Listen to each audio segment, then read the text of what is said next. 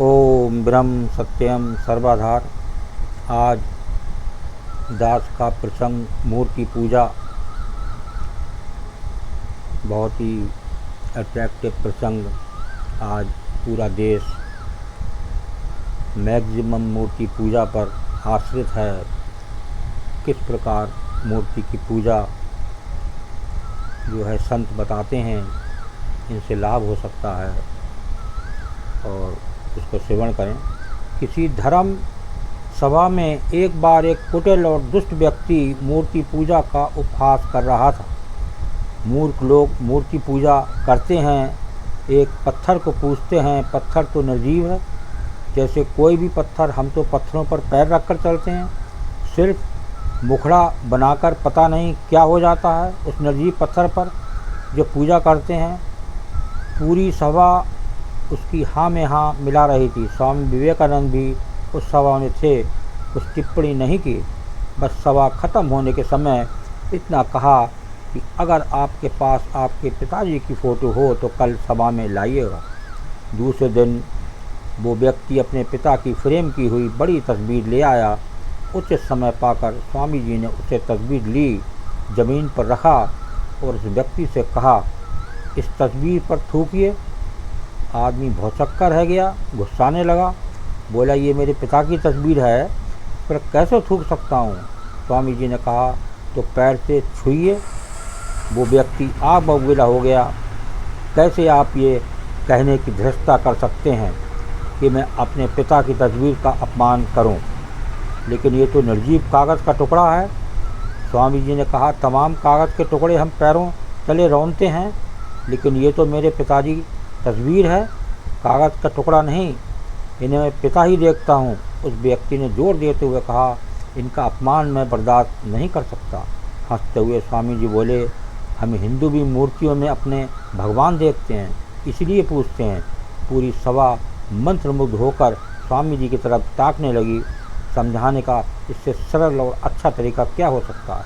मूर्ति पूजा द्वैतवाद के सिद्धांत पर आधारित है। ब्रह्म की उपासना सरल नहीं होती, क्योंकि उसे देख नहीं सकते। ऋषि मुनि ध्यान करते थे, उन्हें मूर्तियों की ज़रूरत नहीं पड़ती थी। आंखें बंद करके समाधि में बैठते थे। वो दूसरा ही समय था। अब उस तरह के व्यक्ति नहीं रहे जो निराकार ब्रह्म की उपासना कर सकें, ध्यान लगा सकें। इसलिए साकार आकृति सामने रखकर ध्यान केंद्रित करते हैं। भावों में ब्रह्म को अनेक देवी देवताओं के रूप में देखते हैं। भक्ति में तल्लीन होते हैं तो क्या अच्छा नहीं करते? माता पिता की अनुपस्थिति में जब हम जब उन्हें प्रणाम करते हैं तो उनके चेहरे को ध्यान में ही तो लाकर प्रणाम करते हैं। चेहरा साकार होता है और हमारी भावनाओं की वो देवी देवताओं देवियों के भक्ति में ओत-प्रोत कर देता है। मूर्ति पूजा इसलिए करते हैं कि हमारी भावनाएं पवित्र रहें। जाकी रही भावना जैसी, प्रभु मूरत देखी तिन जैसी। एक बार फिर श्रवण करें। जाकी रही भावना जैसी, प्रभु मूरत देखी तिन तैसी। देखिए, अब एक वचनों के आधार पर निर्णय महात्मा मंगत राम जी का ग्रंथ श्री समता प्रकाश से ये मूर्ति पूजा पे कुछ वचन को श्रवण करें।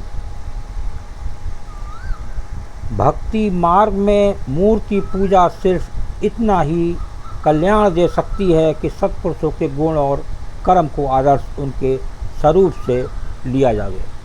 दूसरा वचन, आदर्श के बगैर जो मूर्ति पूजा है वो सख्त जहालत है, यानी आगे ही जीव जड़ प्रकृति की कैद में है, अपनी देह की कैद में है।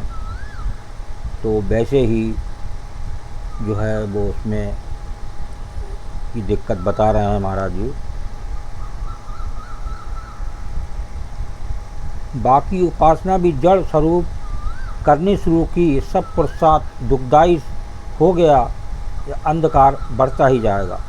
नेक्स्ट वचन, सत्पुरुषों का ज्ञान स्वरूप पूजनीय योग है, ना कि महज स्थूल आकार। स्थूल आकार की लगन मुक्ति नहीं दे सकती जब तक उनके आदर्श को धारण न किया जावे। ये पूर्ण गुरु महात्मा मंगत राम जी के वचन हैं। ये कोई दास का कोई वचन नहीं है। नेक्स्ट वचन, मूर्ति पूजा यानी स्थूल विश्वास कभी भी शांति नहीं दे सकता जब तक उसके अंतर की ज्ञान गति का विश्वास न होवे। लास्ट वचन, जो सत्पुरुषों का आदर्श धारण नहीं करता और उनकी महज देह की पूजा करता है, वो पुरुषार्थहीन होकर मार्ग धर्म से पतित हो जाता है और अंत में घोर नरक में निवास करता है। तो लास्ट में एक वाणी को श्रवण करें, दास इस प्रसंग को, वाणी को विराम देगा।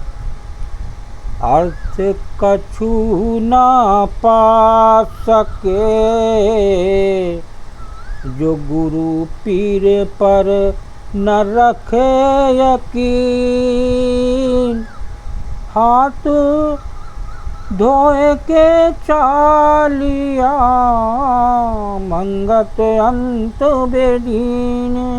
कबीरा मंगत अंत बेदीन।